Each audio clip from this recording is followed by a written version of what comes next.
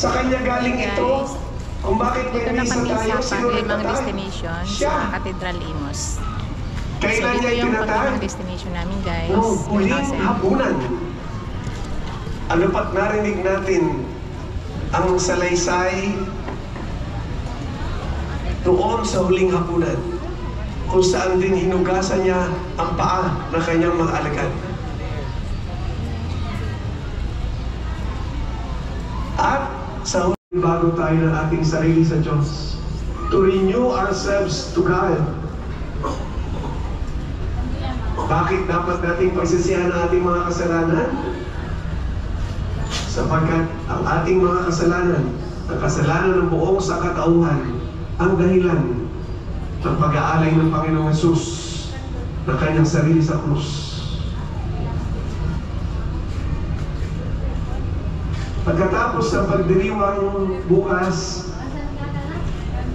magtatapos, may komunyon, pero walang misa. Lahat ng Biyernes Santo, taon-taon walang misa. Mater Dolorosa. Dahil namatay, inialay ng kanyang anak na si Jesus ang kanyang buhay. Sabado Santo, may panalangin ulit tayo sa umaga.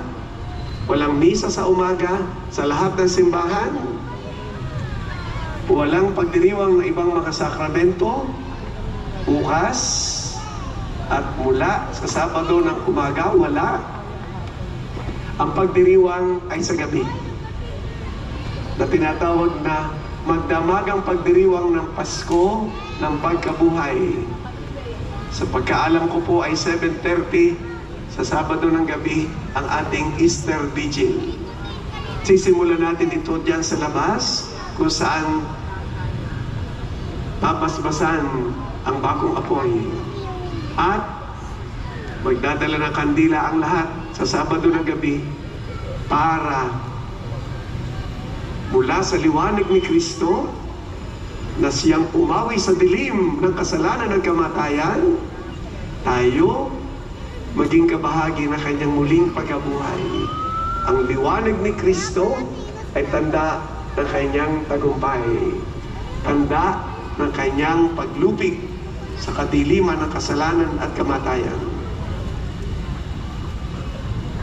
Isang tuloy-tuloy na pagdiriwang.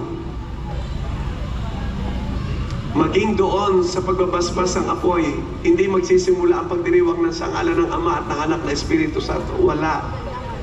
Isang tuloy-tuloy na pagdiriwang.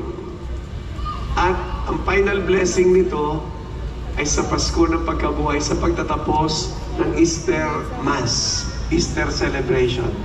Nasusundan niyo po ako? Ano po? Walang a-absent. Dahil kung kayo ay present ngayon, tapos wala kayo sa Pasko ng Pagkabuhay, nasaan na yung tuloy-tuloy na celebration na sinasabi? Nandito lang kayo sa simula, pero wala kayo doon sa pagtatapos. At yun pa naman ang pinakamahalaga. Yun ang pinakamahalaga sa lahat. Yung Pasko ng Pagkabuhay ng ating Panginoong Jesucristo. Napakaganda po ng liturhiya ng simbahan. Napakaganda ng pagdiriwang na ito. Ang pagpapakasakit, pagkamatay, at muling pagkabuhay ng ating Panginoon. Passion, death, resurrection. Ito ang tinatawag na Misteryo Pascual. Paschal Mystery. Tumawid si Jesus mula sa kamatayan patungo sa muling pagkabuhay. Yun ang Paskwa. Kaya may Pasko ng muling pagkabuhay. May Pasko din ng pagsilang. Di po ba yung Christmas? Pasko din ang tawag natin doon.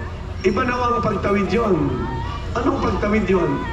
Si Jesus, mula sa kanyang kaluwalhatian sa langit, nagkatawang tao ipinaglihi ng mahal na Birheng Maria sa kanyang sinapupunan at isinilang ng mahal na Birheng Maria karaan ng 9 na buwan sa sinapupunan ng mahal na Birheng Maria, iniluwal ang ating Panginoong Hesus.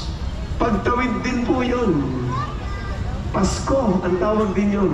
Pasko ng pagsilang. Christmas, ang tawag natin sa Ingles. Itong Pasko ng pagkabuhay, ang tawag natin Easter.